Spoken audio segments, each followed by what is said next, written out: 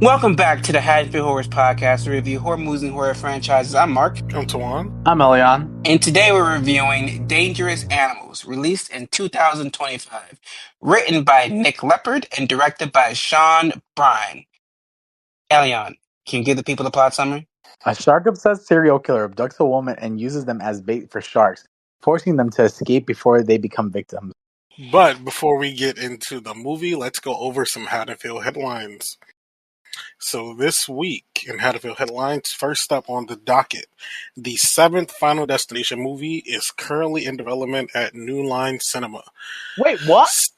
I know nothing. Wait!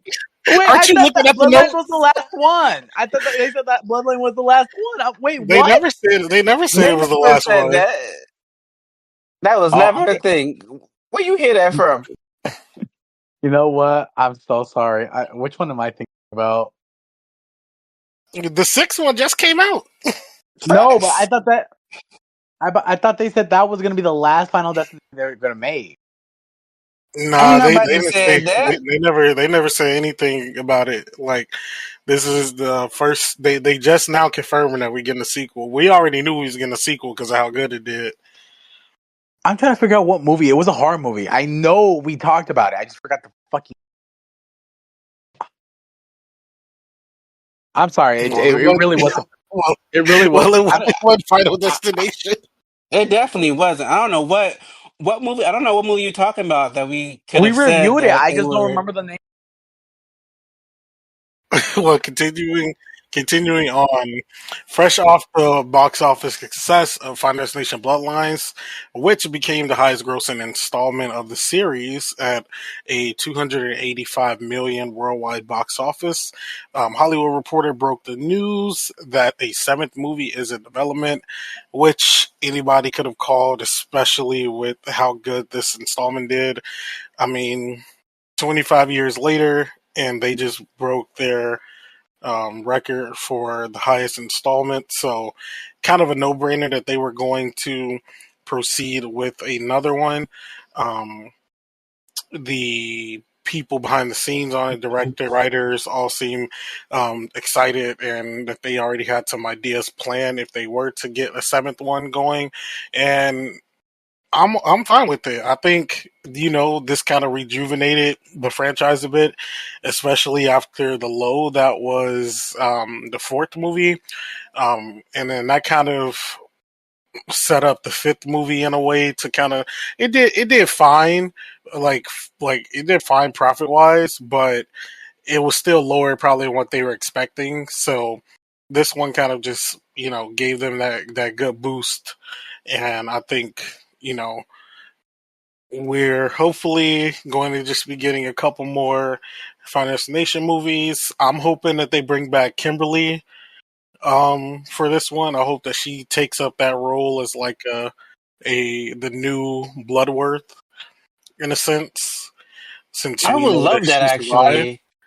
And my other idea for this movie that I would really love to see is if that ending of Bloodlines was someone else's premonition for, or Stephanie's actual premonition for the beginning of a new movie.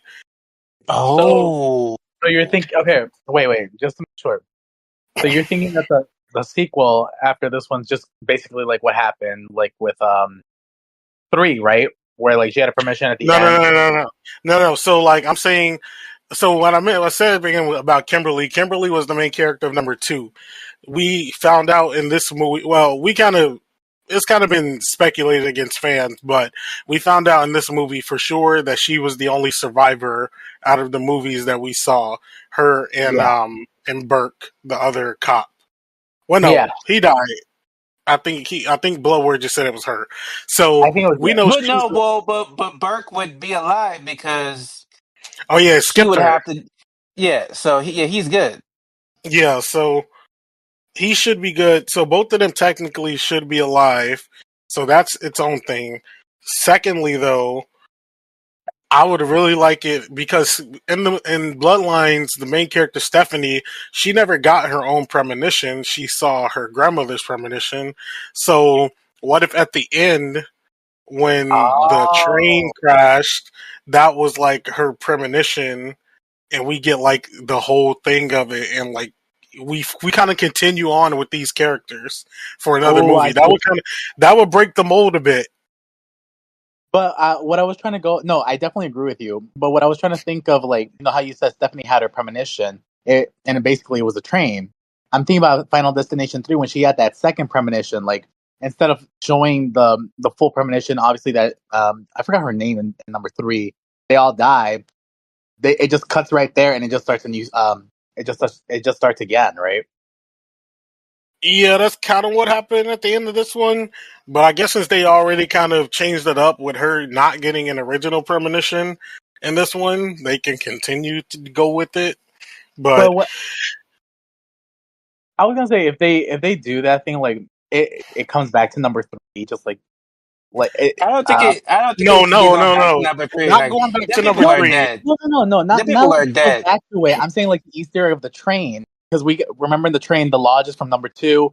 I was thinking like the train is No, the civilization from 3.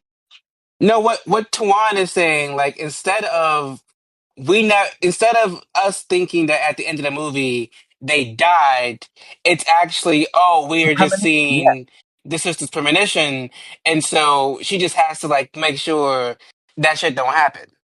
No, I get you on that. I'm just saying it reminds me of number Final Destination 3 when they're on the train and she has the premonition. She sees another premonition of herself. Um, well, yeah, but old girl in this movie, she ain't never have a premonition, and it was kind of petty though. She never actually. Now that you mention it, Tawan, she actually didn't have her own premonition. She kept on Nope. saying her grandma's shit. Like that was, yeah. Hey, but still, way better than old boy from number 4, because I don't know what he had going on. Like you would have Oh, thought he would yeah. just have another Both, random day. both Like are it's on. me. It is. They tried, but Yeah. I'm So excited.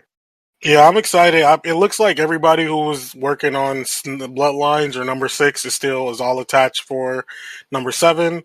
So I hope they got some good ideas going. If they don't continue on with this one, I really would like to see that initial plan that they were planning on doing with like with it being like EMT workers and like something like that. I think that would be cool.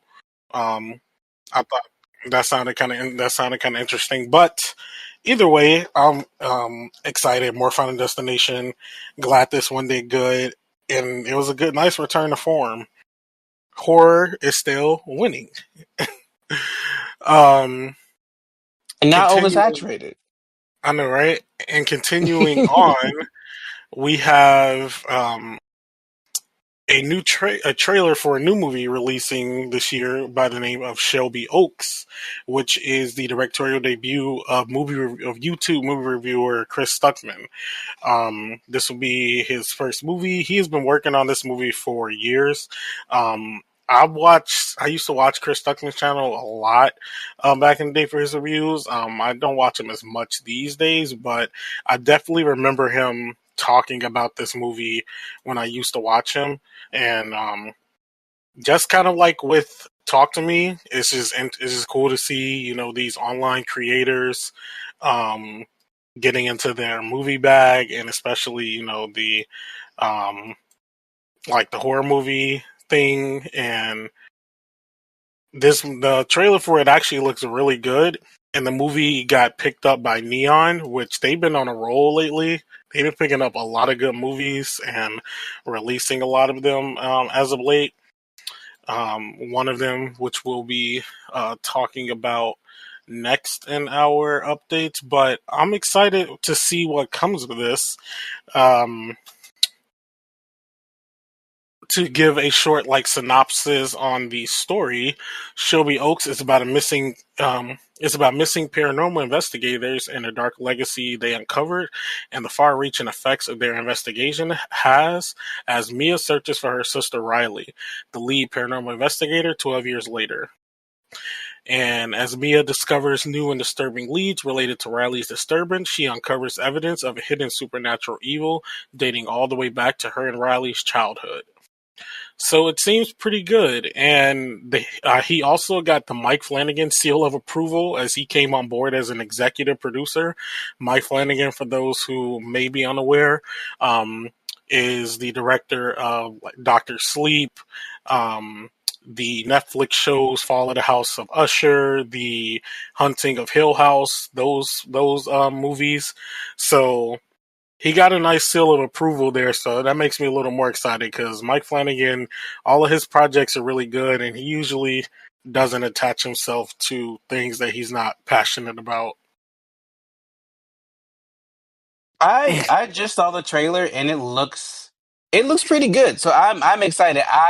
I'm I'm all for original horror movies because it's 2025 has been a year of some good original horror, and I like you said, love that we're seeing like these good movies come from YouTubers. And I used to watch some of his reviews back in the day too. I haven't watched a lot in a while, but I'm excited for this. I think it'll be good. From the Well, trailer, he directed this too, right? I'm Yeah, so sorry. this is his directorial debut. Yep. And from the trailer, the direction looks good. So hmm I'm excited for that. Yeah, so that will be releasing later this year on October 3rd. So I'm interested to see what's going to come of that. Next up on the docket, as I mentioned, another Neon movie. So Neon's body horror movie Together, which was starring Dave Franco and Allison Brie, which I have yet to see as of this recording. Hoping to see that this weekend. It debuted with 10 million in its in the first weekend. I believe Neon paid about 17 million to acquire the film. Um, but it was made on a very low budget. Um, so I believe that they could probably recoup that. To be quite honest, everything that I've been hearing about it is all the like the reviews and stuff have been pretty good for it. I really hope to check it out though soon. I'm all for body horror, and both of these actors I've not really seen in like anything horror related to my immediate knowledge, and the trailers for Together were very interesting. So I definitely want to check that out. I don't.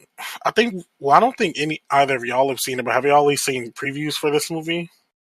I have, no, I have, Zach I has been have. watching it, and I still haven't seen any trailers, but I told him I'd be down.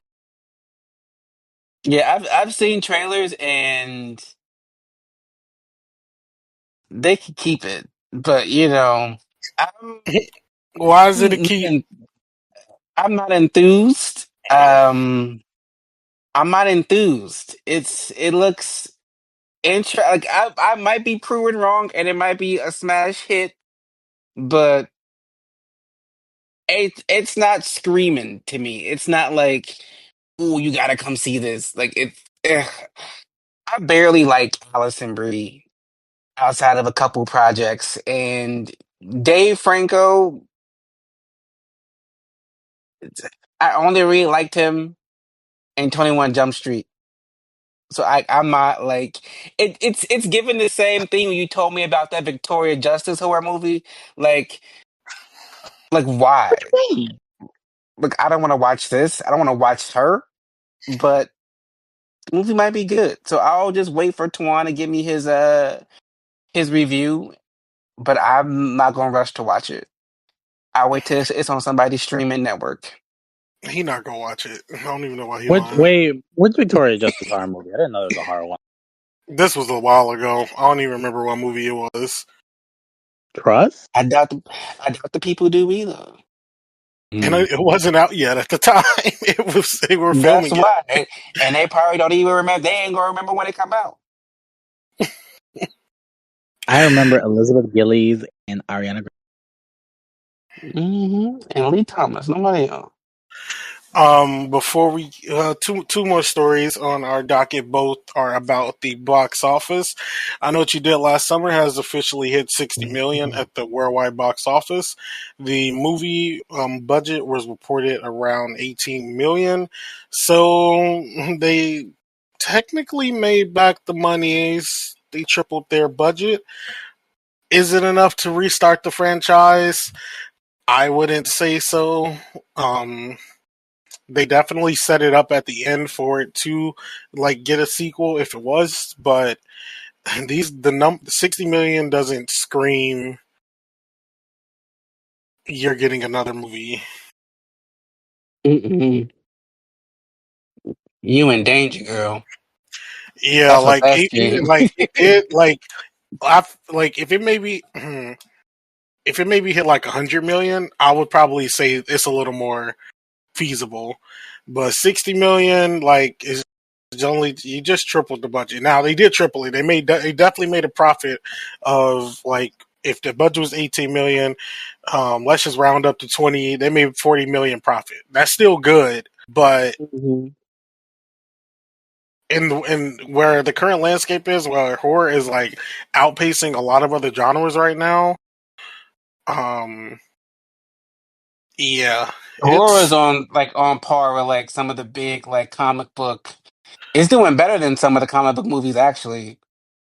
yeah where it is right now. Yeah, that's not the best. So we'll wait to see if it did get a sequel. I would still go see it. Like how I saw this one. Like, would I be there opening night?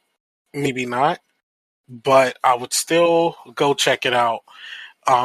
Especially with the way they set up the ending in this one. So would be pretty interested to see. But our last story and our last box office update for Haddonfield Headlines is Weapons actually open to a $70 million worldwide box office, which is an original movie. So it already made more than I Know What You Did Last Summer's return overall.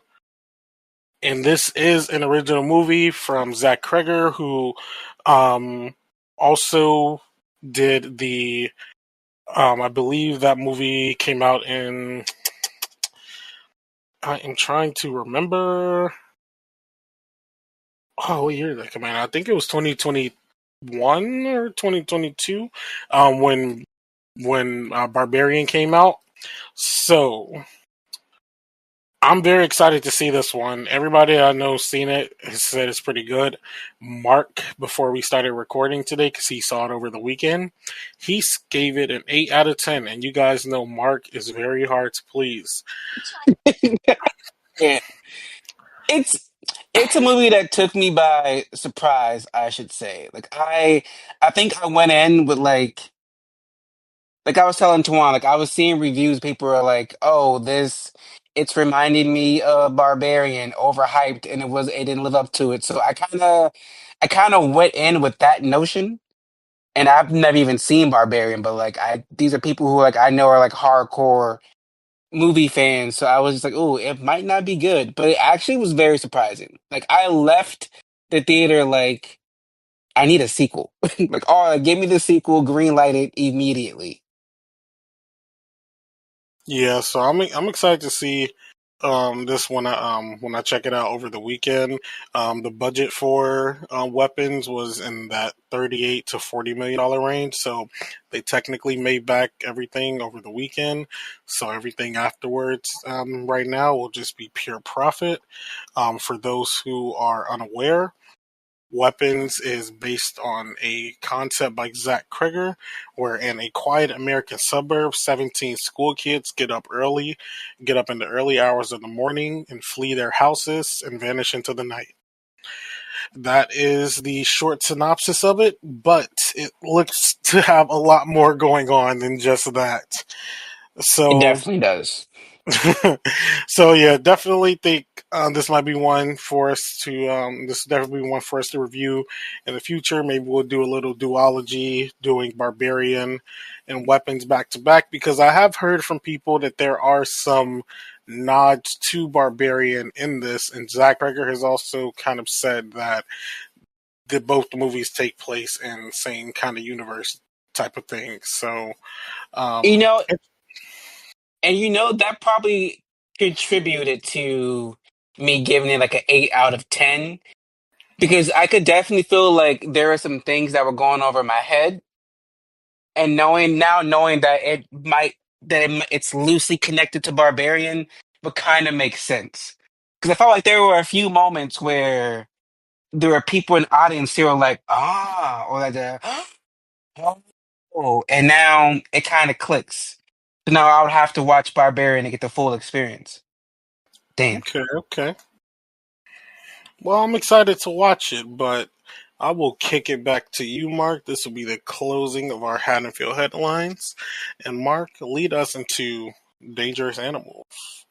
Well, actually, I think Elián should lead us into Dangerous Animals because this was the movie that he picked to Elián. Why was this movie highly requested by you for us to review? It was one where it was new. It was the first thing I opened Instagram to. I think I would say the reason why I chose this is that the I can admit this. The trailer did a really good for me. It did a really good job in how this movie was going to be. It did hit a different direction than I thought it was going to, but just by the trailer itself, it was giving off like this. I thought it was gonna be like what's it called? It was gonna be like a mixture of what's it called? Your Next, is that the one where they're like in the cabin and they're getting hunted? The one is Mm-hmm. Mm-hmm. with a little bit of what's it called? What was that one called where she gets assaulted and she kills all the? Oh, I Spit on Your Grave. I Spit on the Grave. I thought it was gonna be a combo just by the trailer itself. I thought it was giving off that feeling, but and that's what really intrigued me because because I feel like for now we've just been doing a lot of the paranormal or I feel like it's more paranormal more than anything. So I did enjoy that it's gonna be like about not an actual serial killer, but a serial killer like in person. Okay, okay. So wait, because you requested this, did it live up to your expectations? I will say this: I did enjoy the film. It was just not the way I expected it to go. It came off more of like a I don't know. It came off very corny more than anything. To be fair, I was expecting it to be more gory, more like psychological, but it was just giving off more of like how do I say it? It was giving off fast pace. Uh and I felt as if I got to I was able to connect with one of the characters and the other one was just like tossed on top of it. Mm-hmm. Especially with our main girl. So I definitely seen the trailers for this one because it was getting a lot of buzz at I forget which film festival it was, but it was getting a lot of buzz at a film festival a little earlier in the year. And I was like, okay, I might be interested to check it out. I don't mind a shark movie, but as I kind of looked at some of the more like a little more of the trailers, um, it was kind of giving me more just like a thriller with sharks in it, and not really shark movie. And once I actually watched it, I I wasn't as interested in it as I thought I would be. Um, I kind of started getting a bit bored of the story, especially as I started guessing some of the beats that it was going for within it.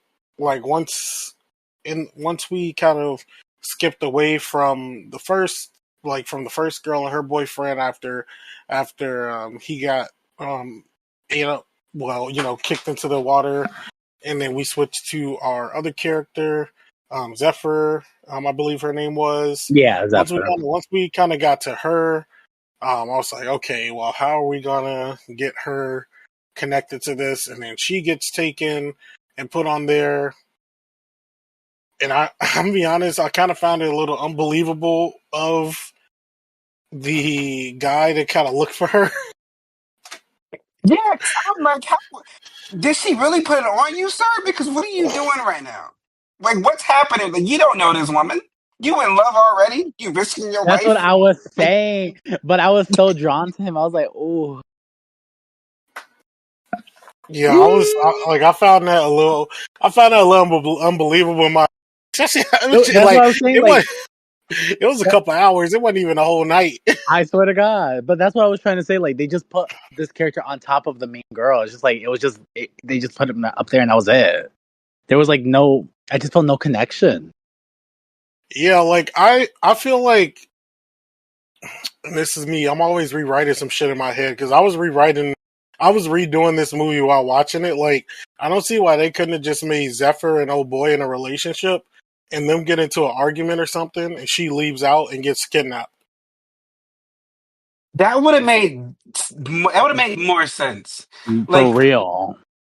honestly, if they were going to kill off the first boyfriend, like they could have still had old girl, like that first girl, be the victim when Zephyr got there, but Zephyr and the guy could have been the couple. They could have had some fight, like Tuan said, and then she wanders off. She gets kidnapped, and when she wakes up, she's in the room with old girl. Yeah, or to be honest, kind of shit. Just kind of going out what you said. They could have just swapped roles. They could have just Yeah, had. They could have just had Zephyr wanting to go swim with the sharks. She gets kidnapped, and then the other couple that we saw get the boyfriend get killed at the beginning. They get, something happens to them. They get split up, and then she gets snatched up by um Jai Courtney's character, and the boyfriend goes looking for her. A Let's little like that that would that have could works. have yeah, that would have worked a little better for me in my head, like for the story. But what was like presented, like I don't know, it didn't seem that realistic as to what like I feel like real people would do. It was something, but like y'all, when Elián mentioned this movie, I watched the trailer, and the trailer, it was giving me, I don't know, it wasn't given. I wasn't excited. I was like, damn, we really gotta watch this movie. Um, and honestly, I watched it a couple times, and by like the fourth time I watched it, I was like, okay, this might be good. And because I was like getting like the photos to like post everything on Instagram, I was seeing the pictures of like the final couple. So I was thinking like, oh, this movie is going to be a psychological horror for the most part of him torturing these two people in this truck that I'm seeing throughout the whole movie, and then they fight back at some point. So the movie I thought I was going to get based off a couple of stills was not the movie that I watched, and I was so disappointed because like I wasn't rewriting the movie in my head like you, Tuan. Like again, based off the stills, I thought it was going to be from the stills I saw. I was just seeing pictures of like Zephyr and Moses. So I was thinking it's going to be a couple. They go on vacation. They get kidnapped by this crazy guy or tricked somehow, and he's just like torturing them and mind fucking them the whole movie. And at some point, obviously, Moses gets fed to the sharks, and Zephyr fights back and kicks the killer's ass. That's what thought I was getting myself into, and that would have been a decent movie. Just watching him mind fuck these two in the middle of the ocean, surrounded by sharks, until he feeds one to the sharks, and the other one has to fight back. That would have been so much better. Because I don't know what this was, and the randomness of, oh, I was attacked by a shark when I was young, and now you're feeding sharks to people. What kind of PTSD is that? No, you're right there. And him filming everything like in the movie, I thought he was like selling snuff films or something. Like I thought that's what we Oh, were getting at. Well, I that was the never way thought that that. he. I thought that was just like his trophies. Yeah, that's what I was He gonna want say. he That wanted was. he wanted to like relive them. Like essentially he was making snuff films, but just for himself. Like he wanted to relive that. I didn't think he was like selling them. I just thought he was just getting off on them. I thought that's where they were kind of. I thought that's where they were gonna go. Like he was selling them because like, but I saw. Well, once we saw like he had like a whole library and stuff of all of them and the girl's hair, like it was something else. But because that's like a whole. I was like when I first saw the him pull the camera out, I was like, this is.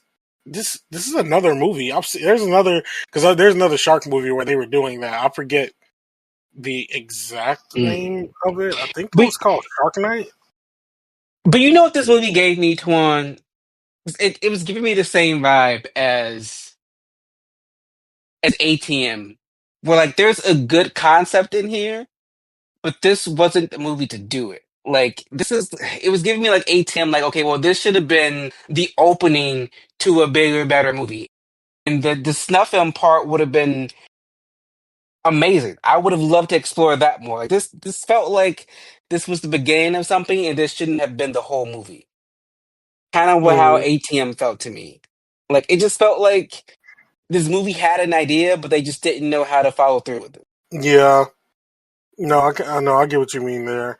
Um, yeah, I'm kind of along the same frame of mind with that.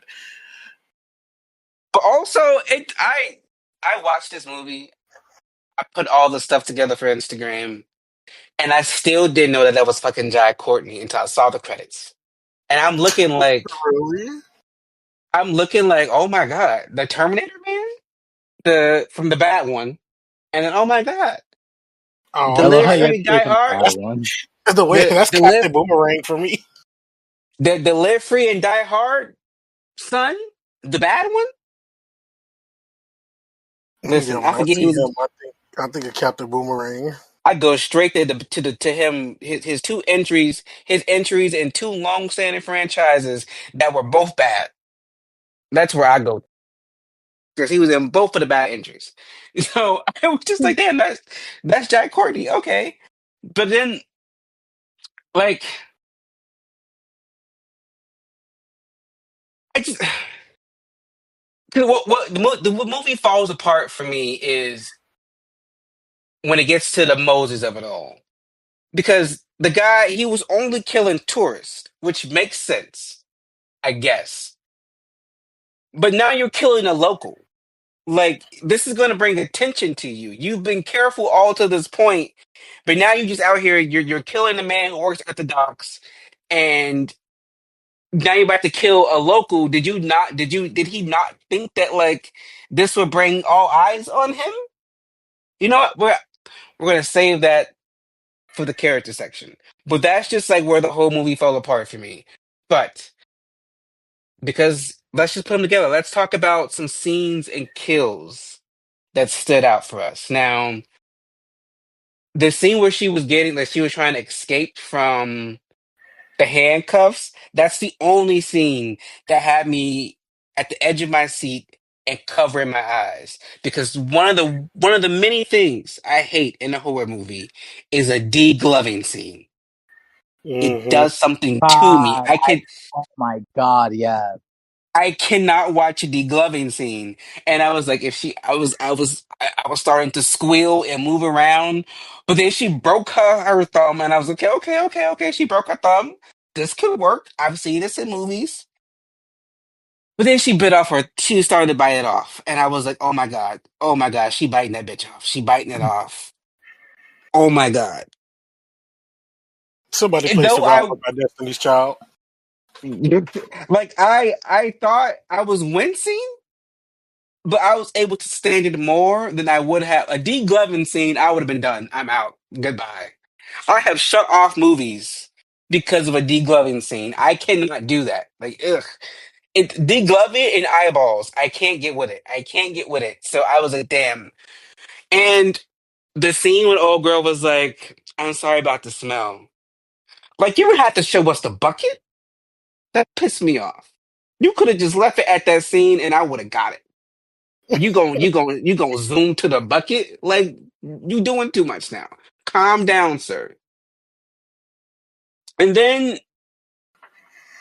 like the scenes with Moses, I'm just trying to understand. Like, so I had to rewatch the sex scene. Like, sir, what did she do to you? Because you were highly invested. Like, you I'm almost sorry, but died. he was so fun. Oh, Like, she had better be at ready for when you check out the hospital and to put it on you again. All the hell you done went through. Matter of fact, she better be immigrating to Australia to be with you. Because you have a hook in your back and you was stabbed several times and I was eaten by sharks from a one night stand. Like, come on, sir. Were you a virgin? Like, what's going on around here? leave my man alone. I need him to make it make sense because it wasn't making sense to me. And then Seriously, also, I need a man to fall in love with me like that quick. Um, but also when it gets to the uh like the collection of the videotapes, those were a lot of tapes. Yeah. And I kind of just wanted to like I kind of wanted to do a thing where like he was at least watching one of the tapes at some point. Like you just showed us the tapes and like that's it. Hmm. And also my last scene, if someone says to you, "Oh, so no one knows you're here," don't get on their boat. Are you dumb? Because the moment he asked that couple, "Oh, so no one knows you're here," I was like, if y'all don't walk away, actually run, sprint, get the fuck out of there. No person who has good intentions would say some shit like that to you. Maybe that's the black in me, and I got my antennas up because listen here, ain't no way, ain't no way. Yeah. What about? It's just the way Yeah, go that ahead. they. No, it's just the way that they. Hmm, the situation they were in, like they did not need to say it in that situation. Hmm. Yeah, that's all I was trying to say. Like, cause like, yeah, like, sure, like maybe depending on the situation, sure, but like, you're just talking to you're on a boat with the guy y'all don't know. Yes, he's a part of like this tour on this island, but still, like, y'all don't know this man. Y'all don't know who somebody's like under the boat. Like, y'all don't know what's going on. Like, no, like actually, we live on the island. We just like like all our folks here on the island with us actually. Yeah, we actually on a big vacation. They're gonna be joining us later. They're picking Yeah, us up from the dock. Actually, yeah, it's like 20 of us. we actually uh here for a wedding. It's a destination, and they pick us up from the dock. So drop us the fuck back off. Because why would you say we're here alone? yeah, never that. But what Which about you guys? What are some scenes or kills that's enough for you? um, for me, it was him feeding what's her name, Heather, to the shark. Um, I did feel bad because it wasn't she was young too, wasn't she? Like what in her early 20s, not even like 19 or something. I did enjoy that scene because it's just like he's obviously showing Zephyr what's her face, but also giving her the psychological horror of seeing someone that she just met and got along with. Um, I'm still thinking about that. I'm still thinking about Moses. I'm so sorry. Um, I found the harpoon scene very funny, where she just literally throws the fucking killer, shoots the killer with a harpoon. There wasn't really much besides obviously what Mark just said about the declubbing, and for me was the shark bait scene. There really wasn't many memorable like scenes that would kind of go off film. What I do wish, which I didn't like, there was a scene I didn't like. Obviously, it's a show like I don't want to say depersonalization or just like the manic state of how our serial killer was when he was just basically in his underwear. I was hoping more for a reaction, especially with the shark bait scene where he's getting aroused by it because this is like what he's recording for his trophy. I would expect someone who's like doing this would be more aroused and like calmly doing it. And then um I wish there was more background to this because I just felt like the movie kind of like we kind of were like in the middle of the film, but I do wish there was more like background to like why they got to the point. The only thing we were only offered was like what he survived a shark attack and that was about it. But that's as far as in depth we go. I get you. Honestly, you guys have mentioned a good amount of scenes. I'll say one scene though that I was like, I don't know why you would do that. Was when Zephyr, when she had a piece for the car, and that was the reason that she got basically kidnapped. Like at that point, like I'm, like especially like it's nighttime. Like, she is a woman, so I would just went back to old dude house. Like at that point, instead of actually like getting in, like asking this random man for And he made man, her pancakes. yeah, like she You just don't went know back. this man. But I the think she. pancakes were good. I would rather her go back to Moses' house than her be just out at night surfing. Not for real, and can get some. Can get what the second session because I wanted to see that. Well, Moses more, but whatever. Yeah. Just felt like I just felt like there were big, gigantic red flags all over the killer, and like the first two characters just missed every single one of them. I'm like, guys, please, like, why are you missing this? And I'm glad that outside that initial interaction, Zephyr wasn't being stupid, and I'm glad that she like every time we saw her, she was thinking of something and she wasn't just laying down ready to die. So that was that was something at least. Um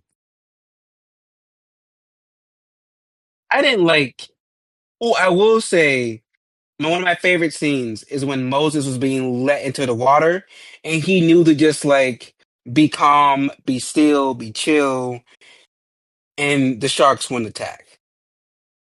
Because I was like, then I'm about to kill him. And then I was oh, because I wouldn't have thought of that. I would have been panicking and they would have ate my fat ass up.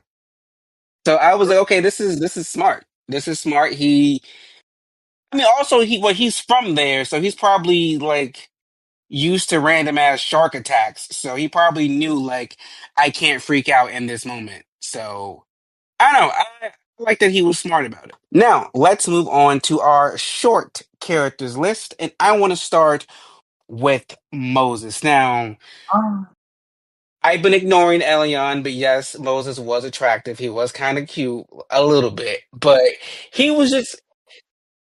I just don't get his like immediate. Oh, I'm gonna go find and save this woman. Cause like low key, what that cop was saying at the police station is what I was thinking. He's like, how long have you known her? Do you know her name? Like, do you know this? Do you know that? And it's like, no, in only a couple hours. Like I like you but also like get you a man that falls in love with you that quick. no. But like to Juan's theory, like to Juan's version and my version of like they should have been a couple who had a fight and then they got separated because we've seen that in movies before where the couple they start off together, they have a fight and they get separated or they don't get separated. Like you could have gave us a Jeepers Creepers where they just like stumbled upon some shit. Like they could have stumbled upon him like killing or like killing the first couple and they could have been in some type of speedboat. He could have stopped the speedboat somehow and got them aboard his boat and been torturing them. His instant connection, or like, I have to go save this woman, it just didn't work for me. I don't know if well, it's mostly because like after one night stand, baby, I don't know you. I'm so sorry. I saw your truck rolling past. I'ma think either you stole it and now the cops got you, or you sold it, or you got robbed. Either way, you got nothing to do with me. I was just for a fun time, my long time. That's none of my business. What about you, Tuan? What are your thoughts on Moses? For me, like for the way that this story went and the way they utilized him, like Moses, like he was a good character, like in that sense. Um, I personally feel like it's a little unrealistic. Like if I met up with somebody the night before and I try to reach out to them and all that stuff happened that he said happened, I don't know if I would go out of my way to try to discover it. At most, if I felt like something wrong happened, maybe yes, report it to the police. But after that point, like I'm not about to be like Inspector Gadget and try to figure it out, um, like he was. But Moses wanted to go the extra mile, and he did, and he almost died, but he got the girl. So good for him in that sense. But I do feel like that bit is a kind of that whole part of it is a little unrealistic. But he showed it. He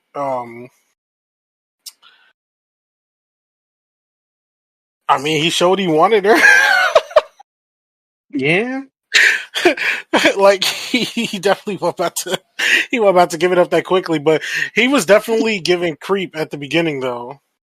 When we first ran into him, like I thought, like he was gonna be a part of it or something. Like they were definitely, like he was definitely seeming a little on the creepy side. I thought like when they were in her van after they had hooked up, like I thought he was about to be the one to kidnap her or some shit. Like I thought he was going to end up like working for him or something. I would have been okay with that twist too. I would have been okay with that. What did Elián think of Moses though? I would. He was so fun. Yeah, we know. I found him really cute, very nerdy. Get you a man that falls in love with you. Oh Lord. Shut the fuck up, Tuan, because you're the same. Um, but no, like on a serious note, I did enjoy his character, but I wish, just like you said, I wish it was more of like how they were already a couple and they broke up, and that then the story goes on that he's trying to help out, trying to find her. It does give off very unrealistic expectations, but especially since it was technically a one night stand on Zephyr's perspective. And another thing that I just found with his character was just like, I wish there was more to it. Like I said, I just wish there was back. It's just like we get this and that, and that's it. It's like asking a DL Men for his bio. It's definitely like, from what we saw, the character motivation doesn't fit. I think that's what it is. It's like we literally saw them meet, hook up, and then she was paying him dust. But here he is, like, I need to find her. Something's not right. She wouldn't just sell her truck. You don't know her. But speaking of her, Elion, what are your thoughts on Zephyr? I really like that she was very independent. That's one thing I really did enjoy about her. She was very free spirited. Um, uh, she never gave up. Like, especially like going back to just for a second, the loving. She did whatever it took in the to survive. She made sure that, I'm not dying here. Like, she really cared about what she wanted to do with her life. Um, Go on.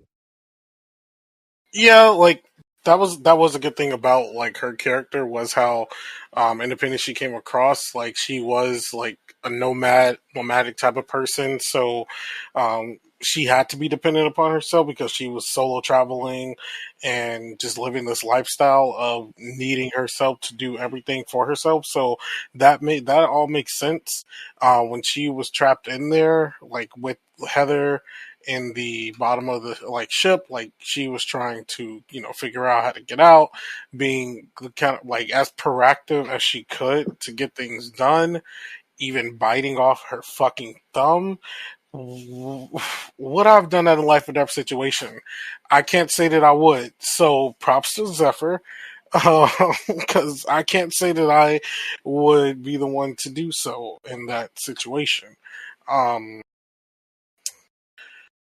Outside of that, uh, yeah, there isn't much else to say. Like, I feel like once she got introduced, um, in the movie, it kind of knocked Heather immediately out of final girl status because Zephyr immediately gave final girl when she got introduced, and then I just knew it was we were just waiting for Heather to die, and it was just gonna be her. And also, I like that they added the little like, oh yeah, I've been in foster care, so they kind of like told you that like, okay, she's tough, she's had to fend for herself, she's probably had to fight for herself, so that kind of set it up that she was gonna be a badass. Mhm. Which she was good. Like I would say, She was. out of everything in the movie, um, I wouldn't change her role, like as being how she was. I would just pair like her, like make her, or who, even if it's Moses or whoever, like make her have a partner. And but everything else that she did, like I think I would still keep it the same for her character. Like yeah, you can give her you can have her and Moses be a couple, but she can still have that. Okay, I had a tough child. I Yeah. had a tough childhood, so I'm still tough as nails, and that could actually be one of the reasons why they would have had a fight in the beginning. Her Hmm. toughness, her being rough, probably they had a big fight about it, and that's the thing that ends up saving them, and now he understands. So now you have a full circle moment within this horror movie.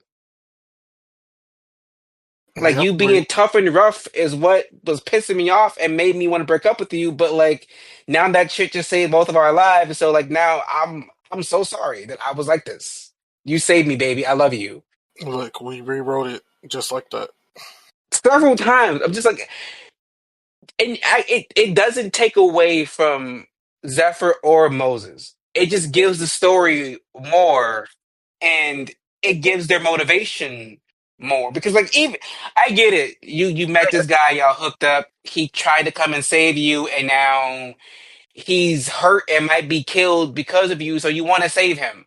I get that, but it's just like they were making the acting choices were so emotional and so involved for two characters who had one night together, a couple hours together. It just would have made it just would have made it better. The performances, the decision, the acting choices, like it all would have been better if they were just a couple in the beginning. Oh, they could have been a strange couple in the beginning. Like I don't give a fuck. Like she could have faked. I didn't know that you were going to be here, Moses. I haven't seen you in forever. Like it's something. Shit. Let's move on to our crazed killer Tucker. Now, when he told the shark attack story, I thought this was going down a route of like the hero savior complex. I don't know how you go from I was attacked by a shark and almost died to now I'm feeding people to sharks and I'm making my own personal snuff films. Like, did I miss something? Was that explained or was that just like just left on the table? Yeah, it wasn't. It wasn't explain. I'm really trying. I'm trying to think back. I'm trying to use my brain.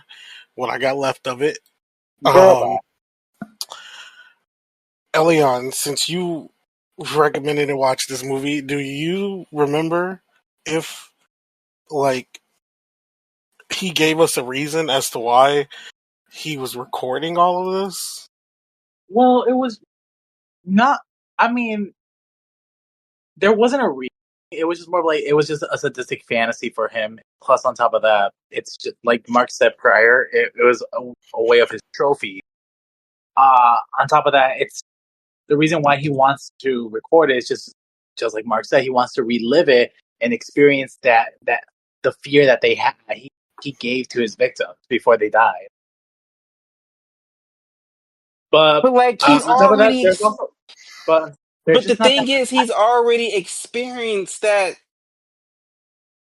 fear. He's experienced that pain. So I just don't understand why he's now. Because like old girl said, if I was almost eaten by a shark, you wouldn't catch me near the water. So I just need to know how he like. I don't know. It's just I don't know. Like I don't know. Sometimes they don't have a reason. They just like they kind of just want put you in For the same something to position. be for you to be killing in a method that's connected to your past trauma, there has to be a reason. You like if they didn't put that part in the movie and make that part of his backstory, I wouldn't be asking questions about why he's choosing this method of uh Jigsaw. Jigsaw always got a reason for why he picked people and why he put them people in his traps. His main thing was, I'm dying of cancer and I can't beat this shit. And y'all just out here acting crazy, doing all kind of stupidness. So I'm gonna make y'all pay and make y'all fight for y'all life and see how beautiful life is, even though because Amanda crazy ass, half y'all ain't gonna survive. Like he had a reason. Like I just need a reason. And that man had no reason. He was just out there with all them muscles and all that tan with the bite mark killing people. I think it's also just more of the fact that he just wants to connect these victims to the way he could have died because he wants to see how it would actually look. It, if See, now that's good. They should have said that. You know, I hate, and Tuan knows I hate a serial killer monologue in a horror movie. But I feel like he needed a monologue. He needed to tell me something. Give me a speech. I just needed something. But what about y'all? What are your thoughts on Tucker? No, I do agree. I think a serial killer monologue would have been nice. Personally, for me, I love me a little serial killer monologue in a slasher. I know this isn't technically a slasher, but he is a serial killer, so he could have gave us a little something. I mean, just like as you mentioned with Jigsaw, Jigsaw be giving us his reasons, so why not give us the reasons? But in another sense, it's also kind of one of those things where it's like not knowing makes it scarier type of thing. But I wasn't ever scared. um, yes, I wasn't ever like I wasn't ever like scared or felt like hmm,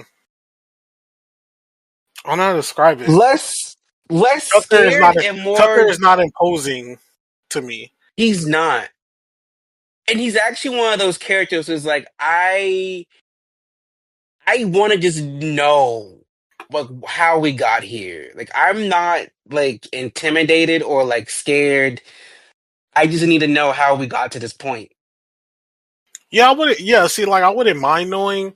But I'm also okay with not knowing as well. I don't know. It's weird to say because just like how we talk about a lot, um, they could have overdone it with giving us backstory. Hmm. So I guess leaving it as it is and letting us kind of fill in the blanks is fine, but it leaves more questions on it leaves questions unanswered. At least that the audience, or in this case us, we have in that sense. But how did you guys like uh having him eaten by the shark at the end? I think Eh, it's more of like a. I think it just goes back to the beginning. It's like it started out with you almost dying from a shark. Now you actually died from a shark. So it was just more of like, what's the what's the term in future? I know you guys know. I just forgot. Go on. what? You kind of wait. Huh? You were really low there at the end. Oh, I there's a term for like what how it started will explain like how it finished. Something like that there's a term for it. I Mm, just forgot the term, but it basically is just like it just basically it's a loop. Full circle moment. Yeah, full circle. There we go. Went full circle. That's all I could say. okay, okay. Um, yeah. In regards to him getting eaten by the shark, like, it felt like it was gonna happen. Um, I mean, that's kind of the only. I feel like that's the only way that they could have ended this movie. Yeah, I saw that ending coming. That wasn't a surprise. Yeah, I didn't see a way around that. TBH. Yeah, I feel like in every movie like this where it's sharks, but also we have like a human villain as well. In addition to the sharks, like the villain always has to get eaten by the shark at the end.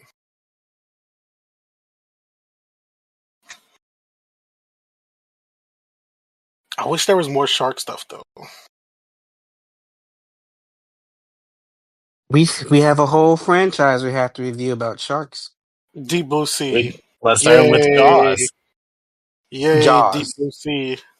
And who knows, that might be our next franchise review. But Oh we are God, not there I like yet. the piranha. Oh Sharks yeah. and piranha. I don't know. I still have it. I still have three different choices for our franchise after Sinners, and I still haven't decided yet. So who knows? But we are not there yet. Where we are is heading over to Tuan for the behind the scenes info and facts. So, behind the info and facts for Dangerous Animals, the budget for this movie was 5.4 million. The box office is currently unknown. It did have a limited release, but was mainly released through Shutter and other sort of streaming services, and in the United States at least. Some critics' reactions. Now, this is where I was side eyeing. This film currently sits at a 86% on Rotten Tomatoes. Any anything to say about that? I mean, I sent you guys the review on Instagram and I saw that was like this movie and Sinners are like the best movies of 2025. And I'm just trying to figure out what movie did I watch? Like, And mind you, that is an 86% based on 165 reviews. So that is a big average. wow. Um, Variety wrote that the film is startlingly sleek and quite artful in its appearance. Roger Ebert gave the film 3 out of 4 stars. Oh, RogerEbert.com gave the film 3 out of 4 stars and wrote Sean Byrne's Dangerous Animals is sharp in all the right places.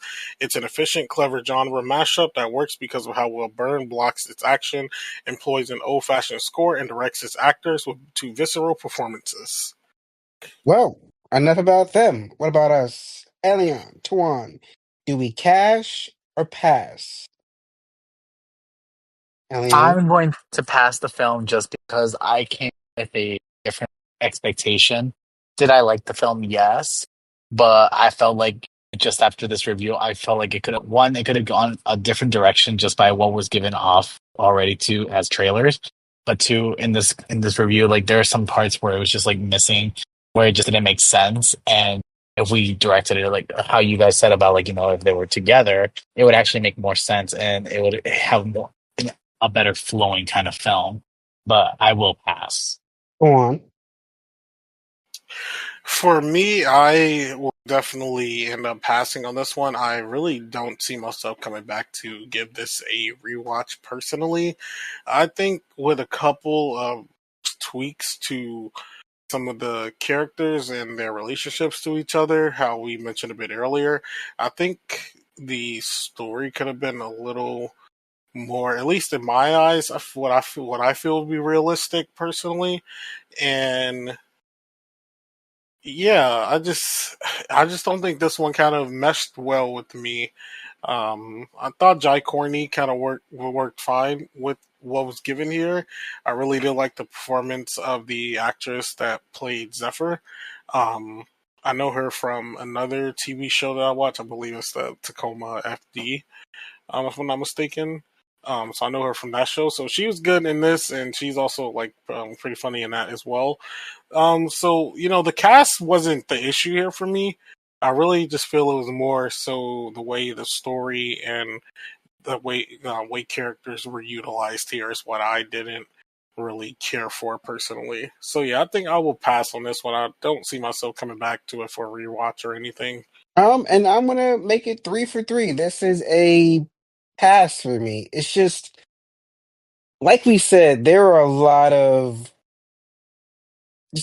parts, a lot of story beats that didn't make sense for what we were being told. I just felt like a couple tweaks, a couple edits to the script, to the story, just could have made this movie so much better.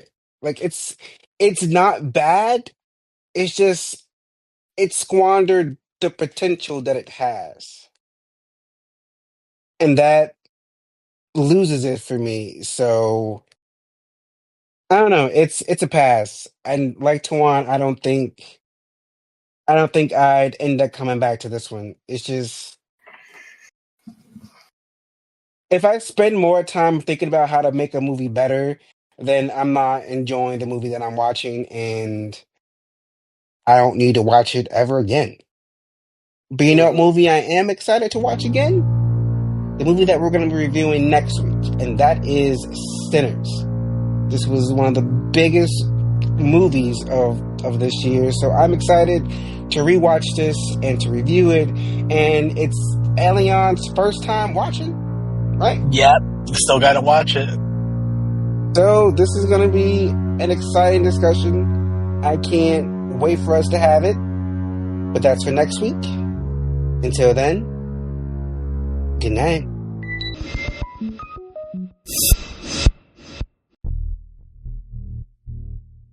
If you like this episode, please be sure to check out some from the Haddonfield Horror Cemetery, where we've covered big franchises such as Friday the 13th, Halloween, and Saw, or one-off reviews like The Blackening or Hereditary.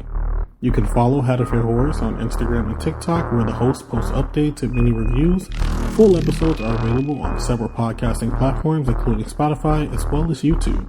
If you're listening to us on YouTube, please be sure to like and subscribe.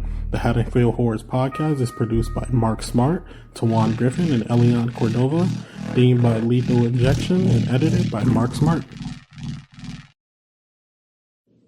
The Haddonfield Horror Podcast is a Letter to Media production. Should we do an intro?